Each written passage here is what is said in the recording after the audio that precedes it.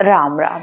आप सभी के अंदर विराजमान मेरे परम पिता परमात्मा को मेरा कोटि कोटि नमन। हमारा सतगुरु सुखराम जी महाराज के ग्रंथ में आज सप्त गुरा का अंग शुरू हो रहा है। सप्त गुरा यानी सप्त मतलब 7 गुरु। यानी संसार में जब मनुष्य आता है तो उसके जन्म लेते ही उसके साथ उसे 7 गुरु तो अपने आप ही मिल जाते हैं, उसे करने नहीं पड़ते हैं। लेकिन ईश्वर प्राप्ति के लिए उसे सतगुरु की आवश्यकता होती है, और सतगुरु भी ऐसा कि उसकी जितनी भी उलझने हैं, उसके जितने भी भ्रम हैं, उन सब को हटाकर उसे परमात्मा के सच्चे स्वरूप के दर्शन कराए।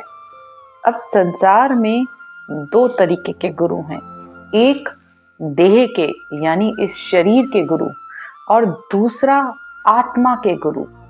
शरीर के गुरु से शरीर की मुक्ति होती है, और आत्मा की गुरु करने पर यानी इस आत्मा की मुक्ति के लिए तो आत्मा के लिए तो सतगुरु ही चाहिए होता है। सतगुरु यानी सत्य केवल ज्ञान।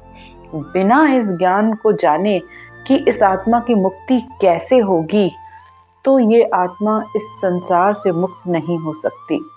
क्योंकि देह का गुरु सो मकत देही की होए, आत्म की सुखराम कहे सतगुरु के संग होए। तो देह की मुक्ति यानी इस देह के दुख को मिटाने के लिए आपको संसार के गुरु की जरूरत है, जो आपको संसार में इस शरीर के सुख की प्राप्ति करवा रहा है, शरीर के सुख की बात बता रहा है कि तुम ये करो तो इससे तुम्हें ये सुख हो जाएगा। तो ये देही की मुक्ति है, यानी शरीर के सुख के गुरु हैं। लेकिन आत्म की सुखराम कहे सतगुरु के संग होए। लेकिन आत्मा की मुक्ति के लिए, आत्मा का जन्म मरण मिटाने के लिए सतगुरु चाहिए होता है, और वो भी ऐसा सतगुरु जो आप मिलने के बाद कभी ना बिछड़े, ना बिछड़िया ना बिछड़े, सदा संग गुरुदेव। जिसकी तो सुखराम कहे नित प्रति कर ले सेव। सेव यानी सेवा करना, यानी रटना करना, सिमरन करना। तो सच्चे सदगुरु मिलने पर यानी सच्चा केवल ज्ञान मिलने पर ही ये अंदर सत शब्द रूपी धुन जो आती है, वो ही सच्चा स्वरूप है। आत्मा भी अरूप, ज्ञान भी अरूप, गुरु भी अरूप, और फिर सतगुरु यानी ये सत शब्द भी अरूप। तो अरूप ही अरूप में मिलेगा। जैसे देह की मुक्ति, इस शरीर की मुक्ति के लिए संसार के गुरु की आवश्यकता है, इसी तरह इस आत्मा की मुक्ति के लिए इस शब्द ब्रह्म की आवश्यकता है। बिना इस ब्रह्म धुन के आत्मा की मुक्ति हो ही नहीं सकती। तो रात दिन इस राम के नाम को मुख से सिमरन करते रहो, और तो इस सतगुरु की सेवा आपकी अपने आप होती रहेगी। तो संसार में अगर मोक्ष प्राप्ति की आपकी इच्छा है तो सिर्फ सतगुरु यानी इस ज्ञान को गुरु बनाइए। मोक्ष मिलन की चाह है तो सतगुरु की जो आए, दूजा गुरु सुखराम कहे सब ही कर्म उपाय। तो सिर्फ सत्य केवल ज्ञान के अलावा अगर आप किसी शरीरधारी को गुरु कर रहे हो और वो सोच रहे हो कि ये हमेशा मेरे साथ रहेगा, तो ये शरीर तो न पहले कभी किसी का रहा है न आज रहेगा, हमारा नहीं रहा है तो गुरु का भी नहीं रहने वाला है। तो सतगुरु ऐसा होना चाहिए जो मिलने के बाद बिल्कुल ना बिछड़े, और मिल जाए तो आपको मोक्ष की प्राप्ति करवा दे। तो वो ही असल गुरु है। अगर उसको छोड़कर आप किसी और को गुरु कर रहे हो तो वो सिर्फ कर्म करने के उपाय है। आप अपने सुख की, अपनी इच्छाओं की, अपनी कामनाओं की पूर्ति के लिए गुरु कर रहे हो और कुछ नहीं। और वो शरीर के गुरु हैं, माया के गुरु हैं, क्योंकि आत्मा का गुरु तो बिल्कुल अलग होता है। आत्म का गुरु शिष्ट में तासों सन्मुख होए, ताके सिर न खून रहे, ब्रह्म लग कहूं तोए। तो इस आत्मा का गुरु जब ये शब्द धुन रूपी आ जाती है तो ब्रह्मलोक तक के भी इस आत्मा के जो खून होंगे, जो उसके पाप होंगे, जो उसके कर्म होंगे, सब खत्म हो जाएंगे धीरे धीरे। जैसे जैसे आत्मा इस धुन का ध्यान करेगी और मुख से सिमरन करेगी, सारे उसके पाप कर्म सब कुछ उसके यहीं के यहीं खत्म हो जाएंगे इस रटना से, इस शब्द धुन के ध्यान से।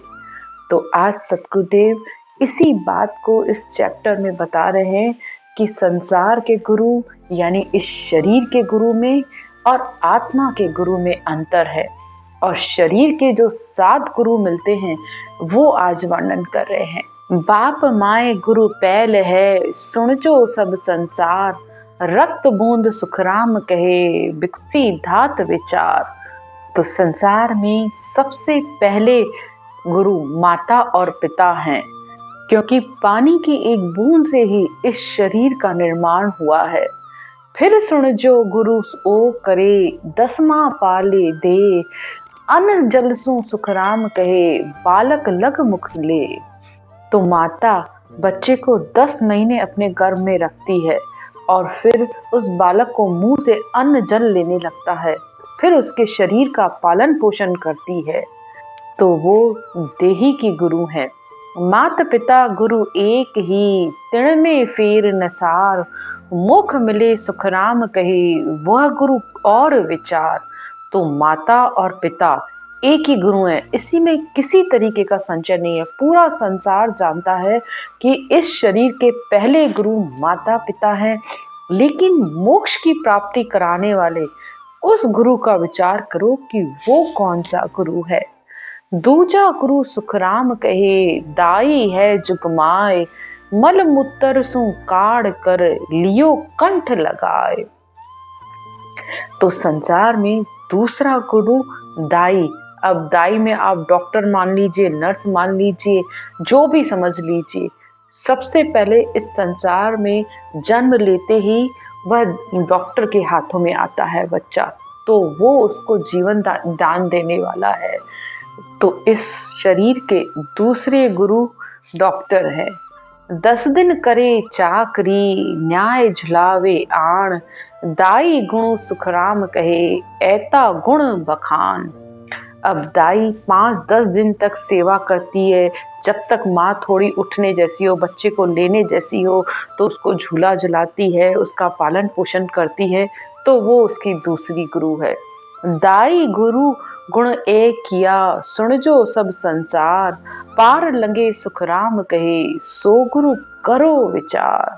अब संसार में दाई का गुण क्या है ये सबको पता है, लेकिन इस आत्मा का गुरु कौन है जो इस आत्मा को भव सागर पार कराए, वो गुरु कौन सा है, इसका विचार करिए। तीजा गुरु सुखराम कहे, विपर कहिए आण, वे दाता इन वस्त्र का, नाम कढ़ावे आण। अब इस शरीर के तीसरे गुरु ब्राह्मण हैं, जो इस शरीर को नाम दे देते हैं। और ब्राह्मण का कार्य क्या है ये आप जानते ही हैं। ब्राह्मण गुरु सुखराम कहे, इन देही का होए, जामन मरणो होए ये, तागुण पूजे है लोए।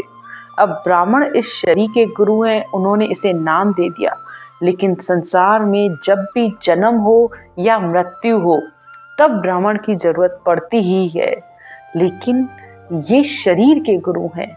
हाँ, आपको ग्रंथों का, पुराणों का, वेदों का, शास्त्रों का, इन सब का आपको ज्ञान बिल्कुल देंगे और मंत्रों का भी ज्ञान दे देंगे, लेकिन वो भी इस शरीर के लिए, शरीर के सुख के लिए। आगे सतगुरुदेव कहते हैं, ब्राह्मण गुरु सुखराम कहे, सुन जो सब नर नार, देह को पाड़्यो नाम रे, यो फल दियो विचार।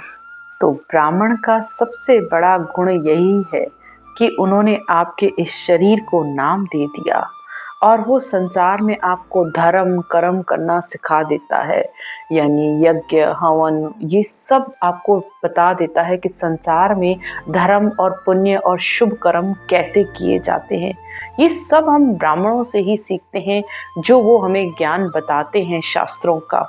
और ब्राह्मण को दान देने से सबसे श्रेष्ठ दान कहा जाता है। इसीलिए संसार में ब्राह्मण कहते हैं कि ब्रह्मा जी के मुख से हुए हैं, तो उनको श्रेष्ठ किया कहा जाता है, उनको नमन किया जाता है, उनको दिया हुआ दान भी आपका सफल होता है। और मनुष्य में नवधा भक्ति का गुण भी ब्राह्मण से ही आता है, क्योंकि नवधा भक्ति कैसे होती है, आरती पाठ सेवन या देवताओं ठाकुरों की पूजा अर्चना कैसे की जाती है, ये सब हम ब्राह्मणों से ही सीखते हैं।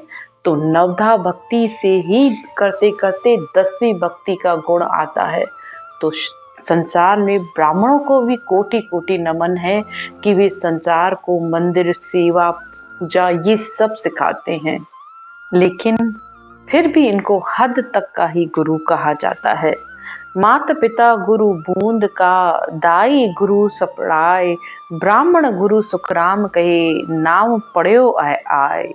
तो इस तरह माता पिता इस शरीर के गुरु हैं, दाई स्नान और पालन कराने के गुरु हैं, ब्राह्मण गुरु इस शरीर का नाम निकाल देते हैं। ए तीनों गुरु हद का, बेहद का गुरु नाय, ब्राह्मण का सुन सुखराम कहे, जति वेद काय। तो ये तीनों ही गुरु हद के हैं, यानी संसार तक का ही ज्ञान है इनके पास, बेहद के गुरु नहीं हैं ये। ब्राह्मण वेद और शास्त्रों तक की बात बता देते हैं, लेकिन सिर्फ ब्रह्म ब्रह्म कहने से ही ब्रह्म की प्राप्ति नहीं हो जाती है। ब्रह्म प्राप्ति के यानी इस आत्मा के गुरु वो अलग हैं, वो सतगुरु मिलने पर ही इस आत्मा को मोक्ष की प्राप्ति होती है। तो संसार में मोक्ष मिलने की अगर चाहत है तो सतगुरु कीजिए। सतगुरु यानी सत्य केवल ज्ञान को धारण कीजिए, यानी इस आती और जाती श्वास में इस राम के नाम ब्रह्म के नाम को लेने पर ही वो सच्चा सतगुरु आता है। और उस सच्चे सतगुरु यानी इस ने अक्षर ब्रह्म धुन के साथ ही ये आत्मा मोक्ष को प्राप्त करती है। आज की चर्चा यहीं तक। राम राम।